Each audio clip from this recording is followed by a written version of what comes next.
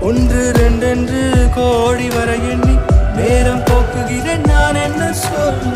காலை பகலென்றும் மாலை இரவென்றும் கோடு போட்டவனை தேடுகிறேன் கொல்ல. பெண்ணே